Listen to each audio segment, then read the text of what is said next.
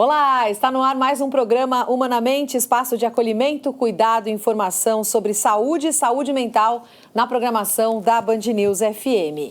Viver é melhor sem ter que ser o melhor. Por que será que a gente tem o costume de dar tanta importância só ao lugar mais alto do pódio? Com essa e muitas outras provocações de pensamentos, o nosso doutor Daniel Barros lançou um novo livro que já está à venda nas principais livrarias do país, com reflexões profundas do que seria uma vida melhor. Doutor, tudo bem? Tudo jóia, Roberta. Parabéns pelo lançamento do livro. Mais um filho que nasceu aí. Viver é melhor sem ter que ser o melhor. Essa é a tese central, né, dos ensaios. Deixa eu até mostrar o livro aqui, para quem está acompanhando a gente pelas imagens do YouTube. Se você está pelo rádio ou pelo podcast, pode buscar depois para dar uma olhadinha aqui na capa desse livro que o doutor lançou, Viver é Melhor Sem Ter Que Ser o Melhor, falando também de outros princípios do arcadismo para os dias de hoje. Eu li o livro. Posso adiantar que traz aí uma reflexão bem profunda sobre a nossa geração, sobre o que estamos vivendo neste momento com excesso de informações, com excesso de coisas para fazer e nessa busca talvez por uma vida um pouco mais genuína, um pouco mais simples e mais feliz. Doutor, comece explicando para a gente de onde veio a ideia para mais esse livro, como ter saúde mental para escrever tantos livros, brincadeira. E também sobre essa teoria, né, o que é o arcadismo, como é que isso se encaixa na nossa vida. Foi muito interessante, Roberta, porque a ideia central do livro, que está no título, né, que é Viver é Melhor Sem Ter Que Ser o Melhor, veio dessa pressão que a gente tem pela coisa da alta performance, de sempre mostrar o melhor resultado, de ser o melhor em tudo. Eu comecei a pensar o quanto isso é desgastante para as pessoas, o quanto essa coisa de, você quer fazer, então você tem que ser o melhor, você está no trabalho, você tem que se destacar, você tem que performar ali no máximo das suas capacidades. Eu falei, não é possível. Ninguém consegue assim, ficar assim o tempo todo. Isso que está trazendo desgaste emocional, é isso que está trazendo burnout, é isso que está fazendo com que a gente perca a saúde mental. Claro, não só isso, mas não é possível que isso não seja um fator de desgaste. E comecei a brincar com alguns amigos, com a minha irmã, que é neurologista, com alguns amigos, com meu cunhado, numa viagem. Eu comecei a falar dessa ideia. Falei, a gente devia resgatar o valor da mediocridade. Sabe assim, puxa, fica ali no meio termo, fazer um arrozinho com feijão bem feito. Por que tem que ser sempre a picanha? Por que tem que ser sempre o filé mignon? Porque o arrozinho, feijão com ovo frito já não é bom o suficiente, né? Acho que a gente tem que lembrar que a felicidade pode estar ali no meio termo, na mediocridade. E brincando com essa ideia, eu lembrei, assim, não sei de onde veio na minha memória, a ideia do que os poetas árcades falavam, que era do aurea mediocritas, que era a ideia de que a mediocridade é de ouro, que o meio termo é valoroso. Aí eu fui atrás, né? Nossa, de onde que eu lembrei isso? Aí fui pesquisar desse princípio do arcadismo, do aurea mediocritas, e vi que tinha outros princípios que eles defendiam, que eles colocavam na poesia deles, que tinham tudo a ver com essa busca por uma vida melhor, né? Então, eles falavam do famoso Carpe Diem, que a gente depois entra aqui no porquê que ele ficou tão famoso assim. Então, todo mundo conhece o Carpe Diem, mas tinha o Fugere Urbem, fugir da cidade, ir para um lugar ameno, uma coisa que se discutiu muito, sobretudo na pandemia, no pós-pandemia, né?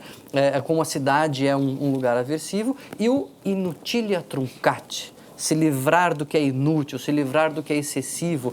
Tudo bem, eles estavam falando de poesia, mas, tem tudo a ver com o nosso dia a dia, tem tudo a ver com esses tempos que a gente vive, né? Aí eu fui aprofundando em cada um desses lemas do arcadismo e fui percebendo como eles trazem valores que são importantes, né? Valores que são perenes, que não são só para aquela época, que servem para nós hoje em dia. Então o livro é sobre isso, cada capítulo aí fala, são 4 capítulos curtinhos, mais reflexões mesmo, não sou especialista no arcadismo, mas essa escola poética que resgatou valores gregos da antiguidade tem o seu valor agora, e eu falo um pouco disso, né? Por que alguns valores são perenes? Porque eles são essenciais, porque eles valiam para a Grécia Antiga, valiam para o arcadismo, valem para os nossos dias e vão valer quando a gente estiver morando em Marte.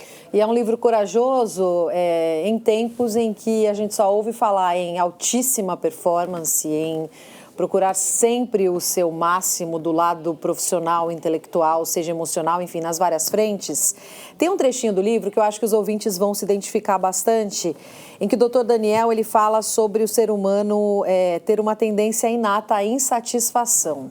E aí você continua ali dizendo que, eu acho inclusive que diz muito sobre os nossos tempos, né? Quando não temos, queremos. Quando conseguimos, logo nos acostumamos e queremos mais. É como se houvesse uma lacuna em algum lugar da nossa alma que nunca pudesse ser preenchida. E aí você vai trazendo algumas explicações, algumas possibilidades para as origens dessa sensação de buraco na alma, doutor. É bem legal. Isso o primeiro capítulo, né, do livro é o Inutilia Truncati, é o se livrar do inútil, se livrar do excesso. E eu até brinco na introdução do livro que o livro não é para a gente ter lições de literatura, mas para a gente tomar lições da literatura. O que a literatura pode trazer para a gente, né, na nossa vida? E essa ideia do se livrar do inútil é porque o arcadismo veio logo depois do barroco. E se a gente lembrar ali do ensino médio, o barroco era uma escola cheia de excessos, né, com muitos exageros, com muitos contrastes. E eles falam assim, meu, isso está demais, sobrou, vamos cortar aqui o excesso. E eu pensei, puxa, mas é isso, né? A gente é levado ao excesso, a gente que não escreve poesia, a gente é levado ao excesso no consumo, a gente é levado ao excesso muitas vezes nas relações, a gente é levado ao excesso no consumo de conteúdos e informações.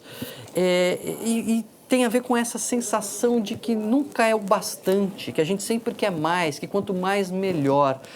E quando a gente entra nessa lógica, a gente acaba se prejudicando. Se a gente fizer um paralelo com a comida, né? A gente tem esse buraco. Parece que a gente, quando a gente tem à nossa disposição, a gente quer o máximo possível. Basta ir num buffet livre, né? Como quanto puder. Eu até cito ali o Homer Simpson, que teve um problema num buffet desses, porque a gente tem um Homer Simpson dentro de nós, assim, que quer o máximo, que quer até o fim. Isso provavelmente tem a ver com a nossa origem evolutiva, a gente evoluiu num ambiente em que tinha muita carência de alimento, de energia, então provavelmente querer sempre mais foi um fator de sobrevivência para nós. Mas isso acaba nos prejudicando hoje, que a gente não falta, né? Lógico que tem gente que passa fome, mas para gente que tem à disposição açúcar, tem à disposição gordura em abundância, essa é a nossa tendência de exagerar, acaba sendo prejudicial para o nosso organismo, mas para a nossa mente também. A gente tem essa tendência a consumir toda a informação possível. Eu tenho o tal do FOMO, né? É o Fear of Missing Out, o medo de você ficar de fora, o medo de você perder alguma informação importante. E nessas, a gente vai exagerando, vai acumulando informação, acumulando conteúdo. No final das contas, a gente fica como os acumuladores, né? Eu coloco esse paralelo nesse capítulo. A gente tem um monte de coisa atolhada na nossa mente, nos nossos celulares, nas nossas casas. A gente se perde, a gente não consegue desfrutar daquilo, isso acaba se voltando contra nós, então a gente precisa realmente tentar descobrir o que é essencial, o que a gente realmente precisa de comida, de conteúdos, de objetos, de tudo, né? Para a gente tirar o excesso e assim conseguir até desfrutar mais do que a gente tem. Né? Se a gente vai mais devagar, se a gente é mais seletivo, a gente consegue desfrutar muito melhor o que a gente tem. Você sempre fala aqui no programa, né, doutor, que a compulsão é o oposto do prazer. Isso sempre fica na minha cabeça, justamente pelos comportamentos que a gente acompanha e das entrevistas que a gente faz no programa também. E vai nesse sentido também, desses muitos excessos aos quais estamos expostos na vida. Vou até dar um spoiler aqui, né? Uma das soluções que eu apresento no capítulo, porque o ouvinte pode falar, tá bom, Daniel, gostei, achei interessante, eu quero cortar o inútil. Mas como que eu vou saber o que é inútil? Hoje, com essa infinidade de possibilidades que a gente tem de comida, de consumo, de compra, até de relacionamento. Você pensar em aplicativos de relacionamento, né? A gente que tá buscando um relacionamento, você tem lá uma infinidade de possibilidades. Como é que eu sei o que é essencial para mim? E eu resgato essa ideia de que a gente deve investir no prazer daquilo que a gente está fazendo, no desfrutar, no aproveitar aquilo que a gente está fazendo. Então, você pode ter quantos filmes você quiser no seu streaming, mas quando você estiver vendo um, aproveita aqueles, mergulha, esteja presente, desfrute. Você pode ter todas as opções de comida que você quiser, um toque no seu celular, mas escolha uma que você gosta e aproveite. Não fica pensando nas outras que você não tem. Se a gente usar esse critério de que a compulsão faz a gente perder o sabor das coisas, né? Porque a gente se perde naquele turbilhão, e a gente investir em aproveitar, em estar presente, em desfrutar, a gente vai conseguir separar o que a gente quer realmente do que a gente está só sobrando, né? Viver é melhor sem ter que ser o melhor. Livro novo do Dr. Daniel Barros, já à venda nas principais livrarias. Eu queria retomar um pouquinho nessa conversa com você sobre o livro, o que você disse sobre o excesso de informações, que está presente também em um dos capítulos do livro. Tem um trechinho que fala o seguinte: o cérebro também não tem poder suficiente para absorver, digerir, metabolizar a enxurrada de informações que colocamos para dentro. Isso não só nós, jornalistas, mas também as pessoas que acessam o tempo todo pelo celular, pelo tablet, pelos meios todos digitais que a gente tem. É isso que causa também essa sensação generalizada que as pessoas têm de exaustão o tempo todo? E como combater isso? O livro também traz essa perspectiva? Sem dúvida, né, Roberto? Eu faço esse paralelo entre o que a gente consome, né, a comida, e como a gente consome em excesso. Hoje em dia a gente sabe que tem excesso de comida, e se a gente come em excesso faz mal, porque o nosso organismo não consegue metabolizar esse tanto de energia que a gente põe para dentro, e com o excesso de informação, com o excesso de conteúdo, com o excesso de dados que a gente tem, e que o nosso cérebro, de fato, não está preparado para isso. Eu brinco, né? Eu tenho uma biblioteca, e sempre que eu vou pegar um livro para ler, eu falo, puxa, mas e os outros que eu não vou ler quando eu estiver lendo esse, né? A gente fica com essa pressão, e quando você fica, então, no celular recebendo notícias, então você fica sobrecarregado, e isso leva essa sensação de exaustão, porque a gente deixa o nosso cérebro trabalhando o tempo todo, acima das suas capacidades. O cérebro é o órgão que gasta mais energia do nosso corpo, né, proporcionalmente. Então, isso leva a essa sensação de cansaço, sem dúvida. E a ideia é a gente se aprofundar. Não, então, em vez de ficar vendo 1 milhão de coisas, pega uma das notícias e lê aquela notícia, porque a gente lê só a manchete, você fica gastando seu cérebro com manchete e não aprende nada no final das contas. Você fica mais cansado e menos informado. Então, se aprofunda no tema, se aprofunda naquela notícia, digere ela, esmiuça aquilo. Isso vai te poupar de ficar consumindo muita coisa e ainda vai acabar te informando mais. Sim. A gente falava sobre a sensação de insatisfação eterna que muitas pessoas têm, o buraco na alma. E o livro também traz, acho que a gente não citou, né, uma hipótese pouco poética, mas bastante plausível para a origem do buraco na alma, que seria que a insatisfação nos ajudou a sobreviver. Uhum. Isso tem a ver com a origem da ansiedade também, doutor? Todas as emoções que a gente sente, elas estão presentes porque provavelmente elas nos ajudaram, né? Então, como a insatisfação, falei, né? Quem que teve mais chance de sobreviver? Estava lá a nossa tribo e aí conseguia matar um bicho lá. Quem ficava por último falava, vão vocês aí na frente, se sobrar eu como. Ou quem ia com mais sede ao pote e queria comer até ver o fim. Óbvio que quem teve uma chance de sobreviver foi quem tinha mais voracidade. E isso acabou sendo passado para nós. Nós somos descendentes de pessoas mais vorazes. Por isso, a gente acaba exagerando. E a ansiedade é a mesma coisa, né? O medo, ele é uma forma de nos proteger. Então, você fica mais ameaçado, você reage mais, você se protege mais. Provavelmente, quem era corajoso de ir mais, em excesso, teve menos chance de sobreviver e deixar descendentes do que quem era mais medroso. Então, a gente acabou sendo também herdeiro, né? Nós somos descendentes de pessoas ansiosas. Isso acaba passando para nós. Agora, tem um aspecto central no livro, que é o capítulo central, que justamente fala do viver ser melhor sem a gente ter que ser melhor, que ele nos lembra que a virtude provavelmente está no meio termo, né? Então, você sair e se jogar na boca do leão não vai te dar uma vida boa, pelo menos vai ser uma vida curta, você vai ter menos chance de deixar descendentes, mas você ficar escondidinho no fundo da caverna, de tanto medo, sem falar com ninguém, também não te dá muita chance de ter descendentes e de ter uma boa vida. A virtude está no meio. Então, resgatar o valor do meio termo, O livro não é uma exaltação da mediocridade. Então agora o bonito é ser medíocre, o bonito é perder. Não. É só lembrar que existem outros valores além do pódio e um dos valores que a gente esqueceu é a moderação, é o comedimento, é o meio termo, é o aurea mediocritas, né? A mediocridade pode ter e tem um valor importante. Mediocridade não no sentido de inferioridade. Mediocridade no sentido de meio termo. E aliás, é um bom ponto, né, Roberta?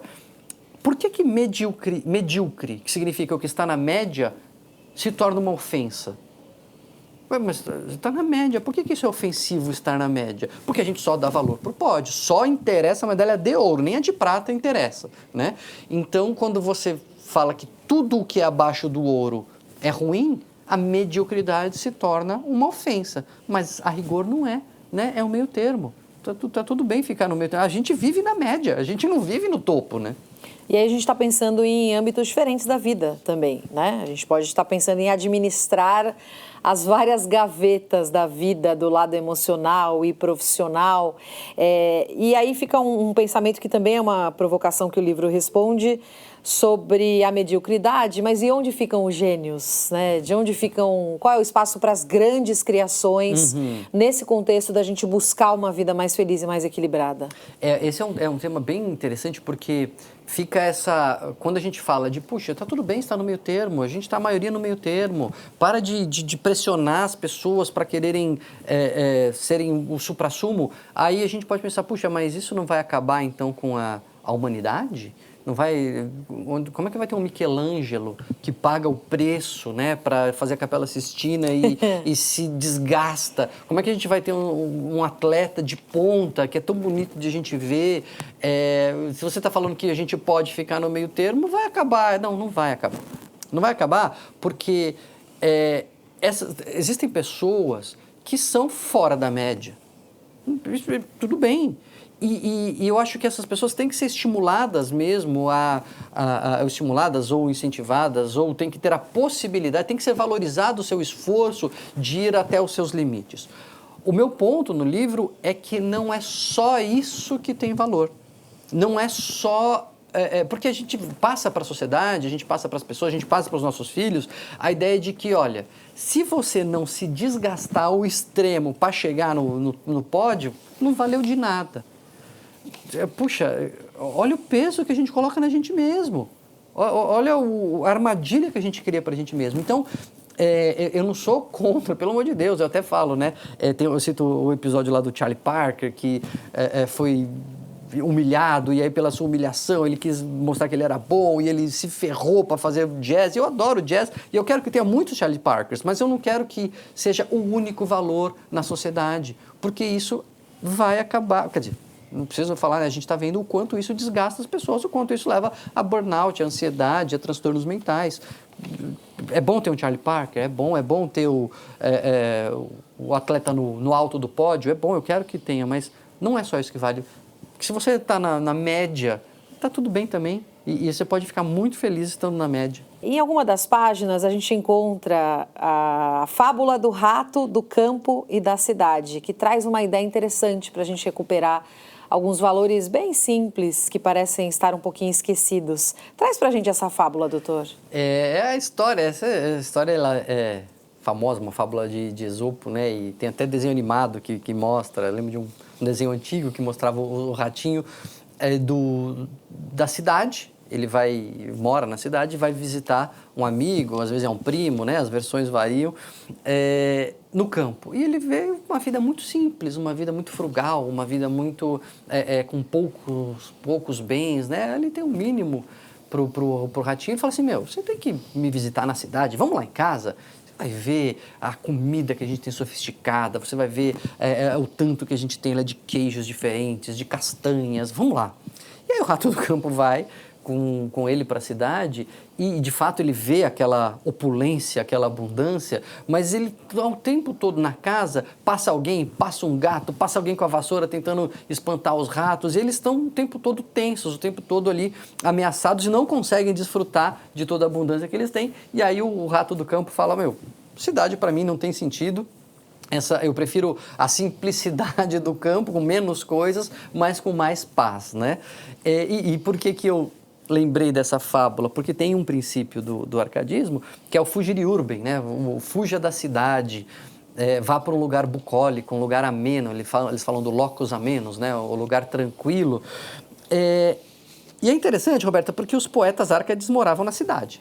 Eles falavam isso, mas eles moravam na cidade. Eles exaltavam a vida no campo, exaltavam a estética pastoril, mas eles moravam na cidade. E até a gente se pergunta, então era uma hipocrisia? Eles ficavam falando uma coisa que eles não faziam? É uma ideia hipócrita? E não é. Enfim, tem vários estudos que eu coloco ali que mostram como, de fato, os estressores da cidade são desgastantes emocionalmente, desde os barulhos, sabe, os cimentos, os motores, isso traz um preço emocional para a gente, e como o contato com a natureza pode ser renovador do ponto de vista emocional, pode diminuir o estresse, pode diminuir a ansiedade, pode aliviar a tensão, e isso mesmo para quem mora na cidade. Se você ficar numa praça 10 minutos sentado no banco, olhando para as árvores, ouvindo os passarinhos, reparando ali na natureza, isso já tem um impacto emocional para a gente, diminui o estresse. Se você pode, né, se conectar com a natureza, se você pode fazer uma caminhada num lugar mais arborizado, se você pode andar na beira de uma lagoa, se você pode dar um mergulho no mar, isso é, assim, indiscutivelmente positivo para a nossa saúde mental e para diminuir o nosso estresse. Então, o que eu estou defendendo aqui é que a gente foge da cidade mesmo estando dentro da cidade. A ideia dos poetas ali é fazer um alerta, falar, escuta, você está na cidade, eu estou na cidade, beleza, eu sei, a gente vem para a cidade porque tem um monte de coisa de fato boa, sabe, tem trabalho, tem hospital, tem um monte de coisa boa na cidade. Mas a gente não pode esquecer, e esse é o alerta que o Fugere Urbem faz para a gente não pode esquecer que nós pagamos um preço por isso. Então, lembre-se que o barulho é aversivo, lembre-se que a correria é desgastante e, sempre que possível, lembre-se de se reconectar com a natureza. Se você puder viajar no final de semana, ótimo, mas se você não puder, faz um passeio num parque. Se você não puder fazer um passeio no parque, senta na praça que tem perto do seu trabalho, né? 10 minutos que seja por dia. Então, não é uma hipocrisia, não é mais um alerta, não é para dizer que, olha, eu vim para o campo. Não vim. Mas tá tudo bem ficar na cidade. Só não esquece que isso faz mal se a gente não lembrar do bem que faz estar em contato com a natureza. E aí a gente tem também no livro, né, doutor, um dos lemas mais conhecidos dos poetas árcades, que já foi nome de perfume, já foi uma das frases mais tatuadas aqui no país, que é o Carpe Diem, que também traz essa ideia pra gente, mas aí não focando na natureza, mas de aproveitar o dia, de viver o presente, de algo que está conectado com questões até mais profundas, né, doutor? Pois é, o Carpe Diem até coloca um gráfico no livro que ele tem um salto de citações, assim, nos anos 90, que é porque em 89 teve o filme, né, a Sociedade dos Poetas Mortos, que o Robin Williams cita essa frase. Verdade. Ele cita esse lema, né, o Carpe Diem, então Hollywood, o filme que fez sucesso, aí o Carpe Diem explodiu, nem sempre com uma interpretação muito... eu acho muito feliz, sabe? Não é sempre com a melhor interpretação, Roberta, porque muitas vezes as pessoas acham que o Carpe Diem, que significa, se a gente for fazer uma tradução, colha o dia, aproveite o que o dia te traz, às vezes a pessoa acha que tem que chutar o balde. Vou chutar o balde porque eu tenho que aproveitar o dia, então dane-se o amanhã, eu vou agir de forma inconsequente. Eu digo até que é uma desculpa para quem quer ser inconsequente, né? Porque não é isso que estava ali necessariamente na ideia original, na poesia, que diz, olha, colhe o dia, porque o amanhã é improvável. Não conte que o amanhã seja certo. O amanhã é uma possibilidade, mas a gente não tem certeza que haverá o amanhã. Então, tem mais a ver com o outro lema que se falava na antiguidade, que é o memento mori, lembra-te que morrerás, lembre-se que a sua passagem aqui é transitória. Então, aproveite as oportunidades que você tem, não é para chutar o balde, mas quando você está num lugar, esteja naquele lugar, preste atenção no que está acontecendo, se conecte com a pessoa, se conecte com o momento, porque você não sabe se você vai ter esse momento de novo. Você não sabe se você vai ter isso, outra oportunidade. Eu até cito um curta-metragem que foi depois transformado num estudo científico de uma cineasta que pendurava dinheiro numa árvore. e ali em Chicago e deixava filmando e as pessoas passavam. Ela mostrava as pessoas passando pela calçada, às vezes até olhava para a árvore e não percebia que estava dando dinheiro em árvore. Né? As pessoas passavam reto porque a gente está desconectado do momento, a gente está desconectado do presente. Então, o Carpe Diem, ele resgata essa ideia de que a vida é uma dádiva, a vida é um presente. Se a gente lembrar disso, a gente consegue aproveitar mais e aí você vê que está tudo conectado. A gente está falando de aproveitar mais para se livrar do inútil, para se apegar ao essencial, que a gente falou no primeiro bloco. A gente aproveita mais desacelerando, o saindo da cidade ajuda a gente a desacelerar e se conectar mais com o momento. Então, eu acho que tudo isso se conecta, de novo, pensando que o arcadismo ele simplesmente está resgatando valores que já eram presentes na antiguidade, que estão presentes em diversas religiões, em diversas filosofias, em diversas sabedorias. Por que isso é tão presente na história da humanidade? Porque fala de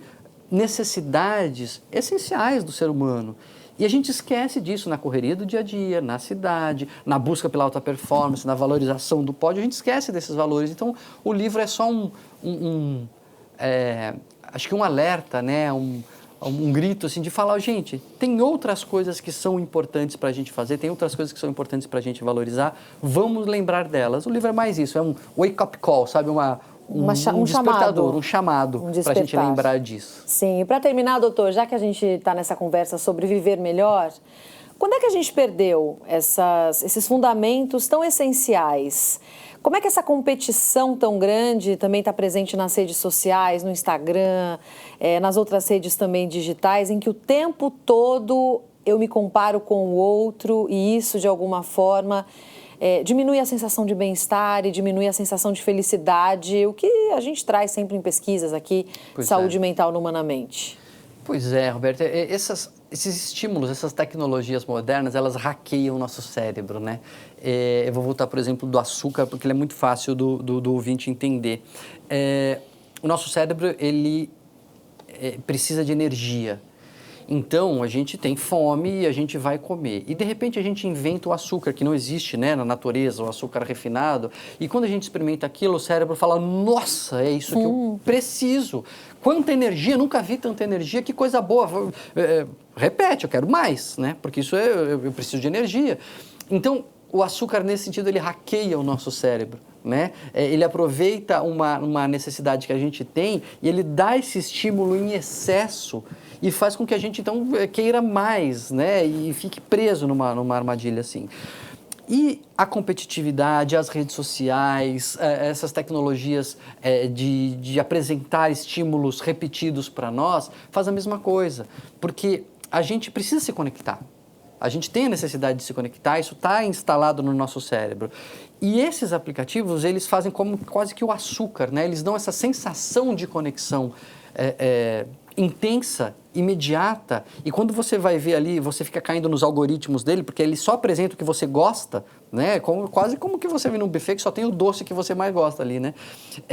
Isso traz a sensação de que eu tenho que ficar aqui, eu tenho que fazer de novo, eu tenho que fazer mais. Só que isso não te alimenta, de fato, isso não promove a conexão verdadeira, e isso gasta uma energia tremenda e sem repor, né, as coisas boas. Então, nada contra, a gente todo mundo usa tecnologia, todo mundo usa açúcar, não é isso. Mas a gente aprender que essas coisas, elas desvirtuam aquilo que é a nossa essência. Bom, é da nossa essência se conectar, então a gente vai se conectar, vamos desligar o celular e vamos nos conectar pessoalmente, presencialmente, naquele tempo de qualidade. Puxa, isso assim, já se falava na Grécia Antiga, se falava depois no arcadismo, se fala agora, e a gente vai estar nas naves espaciais falando disso, né? Muito bom, doutor. Parabéns pelo lançamento do livro. Obrigado. Semana que vem estamos de volta com mais um programa Humanamente. Uma ótima semana. Até mais, doutor. Tchau, tchau.